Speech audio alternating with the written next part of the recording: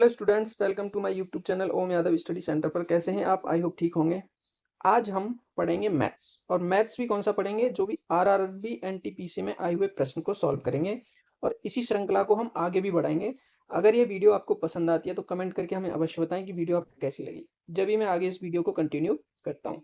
ठीक है, तो इसमें कुछ शॉर्ट ट्रिक्स के बारे में, शॉर्ट ट्रिक्स से करेंगे क्वेश्चन, कुछ मतलब बेसिक से भी करेंगे। तो देखते हैं, आज आज हमारा ये पहली वीडियो है जो कि आपके आरआरबी एनटीपीसी अंडर ग्रेजुएशन का, जो अंडर ग्रेजुएट का जो पेपर होने वाला है उसके लिए बहुत ही महत्वपूर्ण वीडियो बनने वाली है।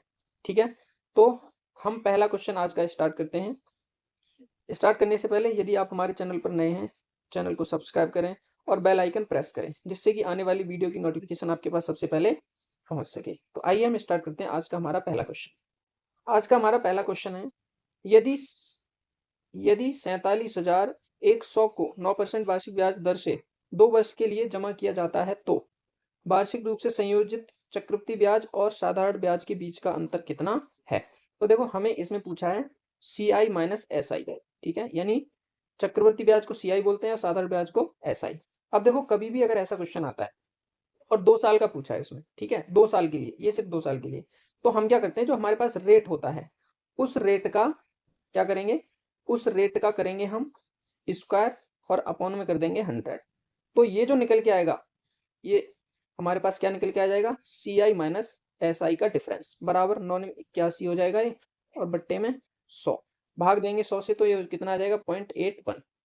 अब हमें 0.81% आ जाएगा। ये कितना आ जाएगा, 0.81%। अगर हम इस पूरे जो प्रिंसिपल हमारे पास दे रखा है, प्रिंसिपल कितना दे रखा है, 4700, इसका अगर मैं 0.81% अगर निकाल देता हूँ, ठीक है, 0.81% अगर हम इसका निकाल देते हैं, तो हमारे पास देखो, 2 जीरो से 2 जीरो कैंसिल हो जाएंगे। जब इन दोनों का आपस में गुणा करेंगे तो, और देखो ये पॉइंट हट जाएगा यहाँ से, तो 100 इसके नीचे और आ जाएगा। ठीक है, अब इन दोनों का आपस में गुणा करते हैं, यानी 471 इंटू 81 अपॉन में कितना है, 100, गुणा कर लेते हैं। तो ये हो जाएगा, एक एकम एक, यानी 7 8 और 7 कितना होता है, 8 7 15, हासिल का 1, 56 और 4, 56 4 कितना हो गया, यानी ये लगभग आएगा 38,151। ठीक है, 38,151 अपॉन में 100। आप इसको गुणा करके देखना, इतना ही आएगा। जब मैं इसको भाग देता हूँ 100 से, तो ये हो जाएगा 38,151। ये हमारे इस क्वेश्चन का क्या हो जाएगा, आंसर, जो कि ऑप्शन नंबर 2 दे रखा है क्वेश्चन। ठीक है, आशा करता हूँ क्वेश्चन समझ में आया होगा। अब चलते हैं next question. Next question, Kamlesh ने 10,000 रुपए में कुछ साड़ी और सूट खरीदे। प्रत्येक साड़ी की कीमत 1,500 रुपए और प्रत्येक सूट की कीमत कितनी है, 1,000 रुपए।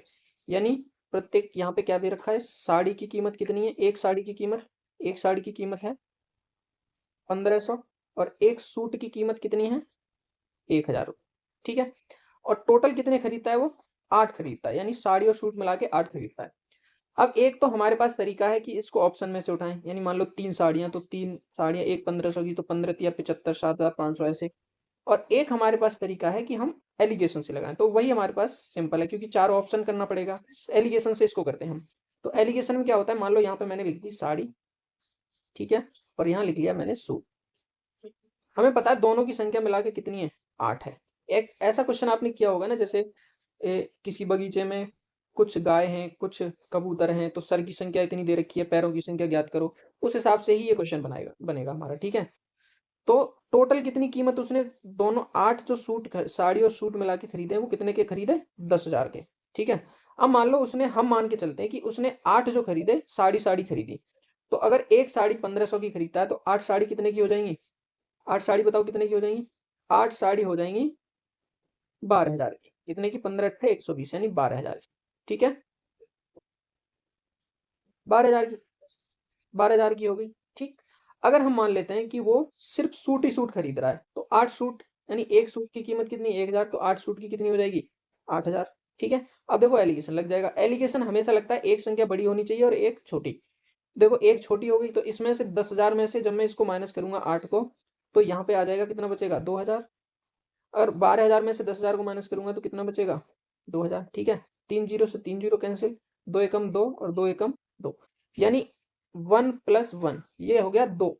और 2 यूनिट की वैल्यू कितनी है हमारे पास, तो देखो साड़ी की संख्या 1 आई और सूट की संख्या 1, लेकिन 1 नहीं है, दोनों की संख्या मिला के कितनी है, 8, तो 8 यूनिट हो जाएगा, यानी 2 चौके 8। तो ये जो इसकी एक यूनिट की वैल्यू कितनी आ गई, 4 आ गई। तो हमें अगर यहाँ पे गुणा कर दे हम 4 का, तो 4 यहाँ हो जाएगा, 4 यहाँ। यानी हमारा कहने का मतलब है कि 4 ही उसने क्या खरीदे, साड़ी खरीदी, और 4 ही क्या खरीदे, सूट। अब आप लगा के देख सकते हो, देखो 15 चौका 60 यानी 6000 प्लस 4000 की क्या खरीदे, सूट खरीदे। दोनों को मिलाएंगे तो 10,000 आ जाएगा। तो हम इसको ऐसे कर देंगे, ठीक है। आशा करता हूँ समझ में आएगा। अब हम चलते हैं नेक्स्ट क्वेश्चन की तरफ। नेक्स्ट क्वेश्चन है हमारा, if a varies directly as a b and a are 210 when b equal to दे रखा है 51, then find a when b is equal to 136। यानी हिंदी में देखो, यदि a b के अनुक्रमानुपाती है, ठीक है, तो b बराबर 51 होने पर a 210 होता है। यदि b बराबर 136, यानी ये परसेंट नहीं 136, तो a का मान ज्ञात कीजिए। यानी अनुक्रमानुपाती का मतलब होता है a अनुक्रमानुपाती है b, ए अनुक्रमानुपाती क्या दे रखा है, बी दे रखा है, ठीक है। अब जब हम इसको आगे करते हैं तो हमें पता है कि ए का मान दे रखा है।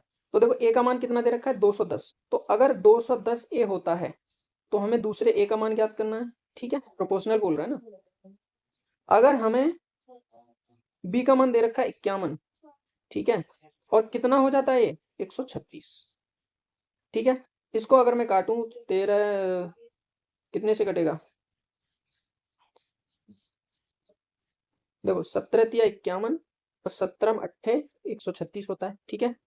अगर मैं इसको काटूं 3 से तो 3 सत्ते 21 70 हो जाएगा। यानी ए का मान अगर हम डायरेक्ट निकालें तो 70 गुणा में 8, 8 सत्ते 56, 560 हमारा क्या आ जाएगा आंसर, जो कि ऑप्शन नंबर 2 दे रखा है, ठीक है। नेक्स्ट क्वेश्चन है हमारा, मैंने इंग्लिश में भी लिखा है हिंदी दोनों में। The sides in centimetre of a right triangle are x - 13, x - 26 and x। Its area in centimetre square is, हमें इसका एरिया पूछ रहा है, ठीक है। एक समकोण त्रिभुज की भुजाएं सेंटीमीटर में दे रखी हैं, कितना दे रखा है सेंटीमीटर, x सेंटीमीटर में दे रखा है कितना, x - 13, x - 26 और x। अब देखो अगर हम इसमें बात करें तो सबसे बड़ी भुजा कौन सी हो जाएगी, x हो जाएगी, क्योंकि इसमें से कुछ नहीं माइनस हो रहा है, इनमें से हो रहा है। तो समकोण त्रिभुज बोला। अब समकोण त्रिभुज के लिए हमारे पास ट्रिपलेट होना जरूरी है। अगर ट्रिपलेट हमें याद है तो हम आसानी से कर सकते हैं। अब देखो यहाँ पे, देखो यहाँ पे -13 हो रहा है, यहाँ 26, तो यहाँ 13 का गैप आ रहा है, और यहाँ पे इसमें और इसमें भी 13 का आ रहा है। अगर मैं बात करूं, यानी 13 का गैप आ रहा है। तो हमें पता है हमारे पास एक ट्रिपलेट होती है 3, 4 और 5, ये ट्रिपलेट होती है समकोण में, समकोण त्रिभुज में। तो इसका गैप देखो 1 और 1, ये पहली ट्रिपलेट है जिसका गैप सिर्फ 1 आता है, ठीक है। और इसका गैप अगर 1 आ रहा है, लेकिन हमारे क्वेश्चन के अकॉर्डिंग कितना आ रहा है, 13। 13 का अगर मैं गुणा करूं इसमें, 13 तिया 39, 13 चौका 52 और 13 पंजे 65, ठीक है। अगर किसी भी समकोण का हमें एरिया निकालना है, समकोण त्रिभुज का एरिया निकालना है, तो एरिया का फॉर्मूला क्या होता है, हाफ बेस इनटू हाइट। अब देखो समकोण त्रिभुज मान के चलो ये बनाया हमने, ठीक है। तो ये जो साइड होती है इसका तो हमें कोई मतलब नहीं होता, और ये सबसे बड़ी साइड होती है, ठीक है, जिसको कर्ड बोलते हैं हम, ठीक है। अब ये सबसे बड़ा 65 है, तो इससे हमें कुछ लेना देना नहीं है इसमें, 65 को हम ऐसे ही रहने देंगे। बाकी हमारी दो साइड है, यानी 1/2 और 1 मान 39 और इंटू हाइट 52, ठीक है। 2 से इसको काटूंगा, 2 दूनी 4, 2 छिक्के 12, यानी 39 इंटू में 26 करूंगा तो आएगा हमारा कितना, 6 निम 54, 6 तिया 18 और 2 निम 18 दूनी 36 और 5 कितना हो जाएगा, 36 5 41 का 1 हासिल के 4 और 3 दूनी 6 और 4 10, यानी 1014 हमारा क्या हो जाएगा आंसर इस क्वेश्चन का। नेक्स्ट क्वेश्चन की तरफ चलते हैं।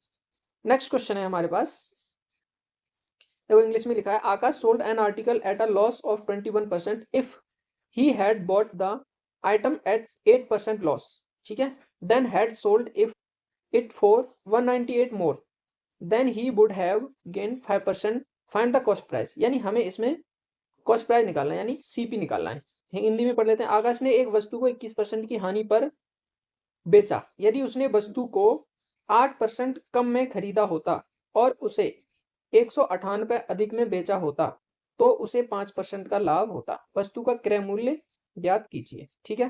तो देखो सबसे पहले मान लेते हैं हम यहाँ पे सीपी, और यहाँ पे बेच रहा है तो एसपी होगा, ठीक है। ध्यान से समझना है क्वेश्चन। कभी भी हम किसी भी चीज का ओरिजिनल प्राइस हम 100 मान के चलते हैं, तो हमने 100 मान लिया। अगर 100 मान लिया हमने, और एक वस्तु को 21% की हानि पर बेच रहा है, अगर इसको 21% की हानि पर ये अगर बेचता है, ठीक है, 21% की हानि पर बेचता है, तो -21 लॉस कर देंगे तो कितना आएगा, 100 का 21%, 79 आ जाएगा। ठीक है, लेकिन क्वेश्चन के अकॉर्डिंग क्या है, यदि उसने वस्तु को 8% कम में खरीदा, यानी 8% अगर इसको कम में खरीदता, वो 8% कम में खरीदता तो कितने में खरीदता, 92 में खरीदता, और उसे 198 रुपए अधिक में बेचा होता, यानी इसको कितना 198 रुपए प्लस में बेचा होता, तो उसे 5% का लाभ होता। अब देखो बेचेगा किसको, इसी को तो बेचेगा, जब 8% लॉस पे खरीदा तो इसी को बेचेगा। अब इसको उसने बेचा कितने पे, 5% के प्रॉफिट पे, तो 5% का प्रॉफिट, यानी हम कह सकते हैं 92 का अगर मैं 5% प्रॉफिट तो 105 इसको। ठीक है, जब इसको मैं सॉल्व करूंगा तो ये आ जाएगा 21 और ये 20। ठीक है, यानी ये आ जाएगा हमारे पास, कितना आ जाएगा, मैं इसका अगर आपस में गुणा करता हूं तो ये आ जाएगा 96.6। ठीक है, ये आ जाएगा 96.6, आप इसको कर लेना।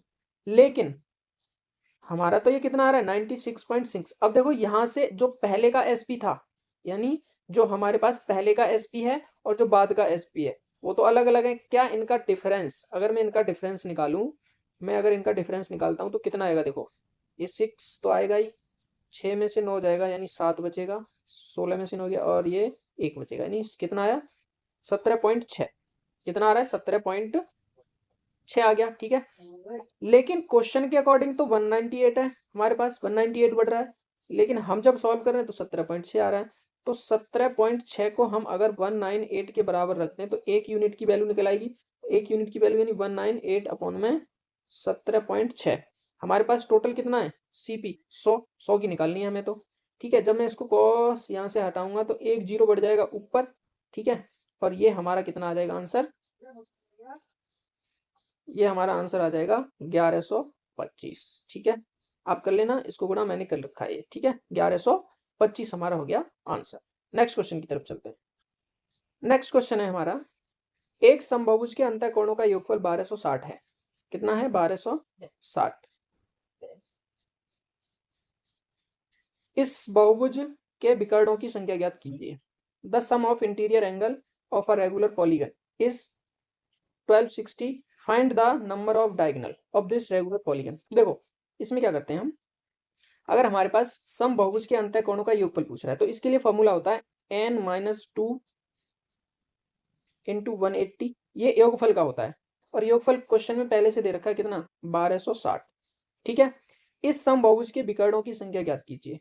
तो अगर हम यहाँ से करते हैं इसको सॉल्व तो ये कट जाएगा 0 से 0, 6 18 और 6 दूनी 12, 6 कम 6, 3 से काटेंगे 3 7 21, यानी n-2 बराबर कितना आ गया, 7। तो n का मान कितना आ जाएगा, 2 इधर जाएगा तो प्लस हो जाएगा 9 आ गया। कितना आ गया, 9। यानी इंटीरियर एंगल जो है समबाहुभुज, कितनी संख्या है इसकी, 9। लेकिन हमसे पूछ रहा है विकर्णों की संख्या, तो विकर्ण का फॉर्मूला होता है n इंटू n-3 अपॉन में 2। ठीक है, तो n का मान कितना है, 9, और 9 माइनस 3 अपॉन में 2। ठीक, तो यहाँ से 9 में से 3 माइनस करेंगे तो 6, यानी 9 इंटू 6 बट्टे 2, 2 तिया 6, तो 9 तिया 27। विकर्णों की संख्या कितनी आ गई, 27। आंसर हमारा आ गया 27। नेक्स्ट क्वेश्चन की तरफ चलते हैं। एक बुक सेलर, ये क्या है, बुक सेलर का अंकित मूल्य 3100 है, जो क्रय मूल्य से 25% अधिक है। इसे अंकित मूल्य पर 12% की छूट पर बेचा जाता है, तो लाभ प्रतिशत ज्ञात कीजिए। अब देखो ये भी क्वेश्चन बड़ा इंटरेस्टिंग है। मान के चलो हमसे ये कह रहा है कि एक बुक सेल का अंकित मूल्य यानी MRP जो दे रखा है कितना है, 3100 है। ठीक है, हमें फाइंड क्या करना है, CP के निकालना है। ये कह रहा है जो क्रय मूल्य से 25% अधिक है। मैं मान लेता हूँ क्रय मूल्य मेरे पास 100 है। ठीक है, अब 25% अधिक है, ये मूल्य जो है 25% अधिक है, यानी इससे ये 25% अधिक है, तो 125 आ जाएगा। 25% अधिक होगा तो बताओ। ठीक है, तो 125 की वैल्यू जो दे रखी है हमारे पास 3100 दे रखी है। ठीक है, अगर हम यहाँ से 100% की वैल्यू निकालें, 100% की, तो कितना हो जाएगा, 3100 बट्टे में 125 गुणा में 100, 25 चौका 100, 25 पंजे 125 और 5 छिंग 30, 5 दूनी 10, यानी इसको हम निकालेंगे तो ये हो जाएगा 4, 4 दूनी 8, 4 छिंग 24, 2480 रुपए ये हमारा आ गया CP निकल के। ठीक है, ये CP कितना आ गया हमारा, 2480। ठीक है, अब नेक्स्ट आगे क्या बोल रहा है क्वेश्चन में वो देख लेते हैं। आगे बोल रहा है इसे अधिक है, इसे अंकित मूल्य पर 12% की छूट पर बेचा जाता। अगर इसी को अंकित मूल्य ये है हमारा, अगर इसको 12% की छूट पर बेचते, यानी तो हम एमआरपी का 12% निकालेंगे, यानी 3100 का 12% छूट, छूट यानी माइनस करेंगे 100 में से, तो कितना आ जाएगा 88 बट्टे में 100, 2 जीरो से 2 जीरो कैंसिल। इसको जब हम सॉल्व करेंगे तो 8 एकम 8, ये हो जाएगा 8 या 24 32, 3 8 या 24 और 3 24 और 3 कितना हो गया 27, यानी 2728 आ गया। देखो पहले वाला जो सीपी आया हमारा ये है ओरिजिनल, ठीक है। बाद में कह रहा है अगर 12% की छूट पर बेचा जाता तो लाभ प्रतिशत ज्ञात कीजिए। अब दोनों सीपी ये हैं हमारे पास, ठीक है। अब इतने में बेच रहा है 12% की छूट पर, तो ये एसपी निकल के आ गया, ठीक है। एसपी सीपी है, एसपी है हमारा, तो सीपी एसपी में से सीपी माइनस करेंगे जब भी प्रॉफिट निकलेगा। तो देखो इसमें से माइनस करना है कितना हमें 2480, 8, ये कितना आ जाएगा 12 में से 8 या 4 और 7, यहाँ 6 बजा, 6 में से 2 गया 4, ठीक है। ये 48 आ गया। हमें प्रॉफिट निकालना है तो बट्टे में कितना आ जाएगा 2480। 1 मिनट, देखो 7 में से 6 में से 4 जाएगा तो 2 बचेगा यहाँ पे, और गुणा में हमें प्रॉफिट परसेंट निकालना है तो प्रॉफिट परसेंट क्या होता है 100 गुणा हो जाएगा, 1 जीरो से जीरो कैंसिल हो गया, 248 से 248, और आंसर आ गया 10%। कितना आ गया 10%। अब चलते हैं नेक्स्ट क्वेश्चन की। नेक्स्ट क्वेश्चन है, देखो बहुत ईजी है, आप इसका आंसर मुझे बताएंगे कमेंट में। The average of first 120 odd natural numbers is, यानी प्रथम 120 विषम प्राकृतिक संख्याओं का औसत ज्ञात कीजिए। तो मैं आपको एक बता देता हूं कि अगर हमें प्रथम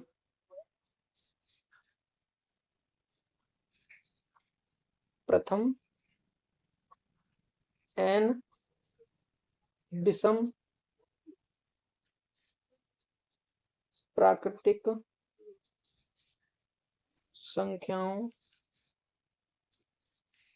का औसत बराबर n होता है, ठीक है। अब आसान है बहुत, आप मुझे कमेंट में बताएंगे कि इसका आंसर कितना आएगा, ठीक है।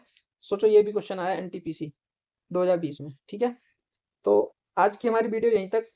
अगर आपको ये वीडियो अच्छी लगती है तो कमेंट करके अवश्य बताएं, जिससे कि हम आगे भी वीडियो बना सकते हैं, ठीक है। अगर आपको वीडियो अच्छी पसंद आती है तो आगे अपने दोस्तों में शेयर करें। वीडियो देखने के लिए धन्यवाद। जय